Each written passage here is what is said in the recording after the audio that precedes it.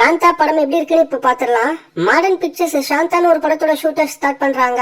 ஆனா இந்த படத்தோட டைரக்டர் சமுத்திரகனிக்கும் ஹீரோ துல்கருக்கும் சுத்தமா ஆகாது. இந்த படத்தோட ஹீரோயின் தான் பாக்யஸ்ரீ.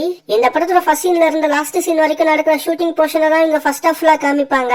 லாஸ்ட் சீன் முடியறப்ப அந்த ஷூட்ல ஒரு கொலை நடக்கும். யாரு கொலை செய்யப்பட்டா, எதுக்காக கொலை செஞ்சாங்க, கொலை செஞ்சவங்க மாட்டினாங்களா இல்லையா, இதுதான் இந்த படத்தோட ஆன்லைன் ஸ்டோரி. எனக்கு இந்த படம் பிடிச்சது. ஸ்டார்டிங்ல இந்த படம் ஒரு பியூர் பீரியட் டிராமா மாதிரி தான் ஸ்டார்ட் ஆகும்.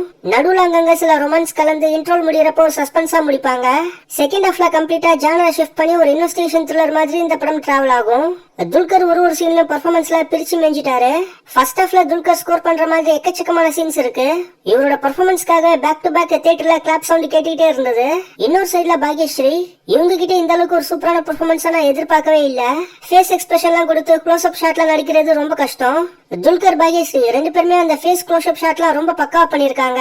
சமுத்திரகனி துல்கர் கூட போட்டி போட்டு நடிச்சிருக்காரு. ராணாவோட பெர்ஃபார்மன்ஸுமே நல்லா இருந்தது. ஓவராலா காஸ்டிங் பெர்ஃபார்மன்ஸ்ல எந்த ஒரு குறையுமே இந்த படத்துல சொல்ல முடியாது. இது ஒரு பீரியட் மூவி.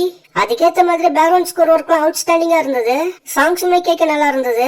சினிமோகிராஃபி ஒர்க் செம. டெக்னிக்கலாவே எந்த ஒரு குறையும் சொல்ல முடியாத ஒரு படம் தான் இந்த காந்தா. இந்த படத்துல மைனஸா நான் பார்த்தது என்னன்னா டியூரேஷன் தான். ஃபர்ஸ்டே சொன்ன மாதிரி இது ஒரு பியூர் டிராமா. செகண்ட் ஹாஃப்ல கிரைம் இன்வெஸ்டிகேஷன் ஆங்கிள் இருந்தாலும் ஒரு செட்டுல உட்காந்து பேசிட்டே இருப்பாங்க. ஃபர்ஸ்ட் ஹாஃபே கொஞ்சம் லென்த்தா போற மாதிரி தான் தோணும்.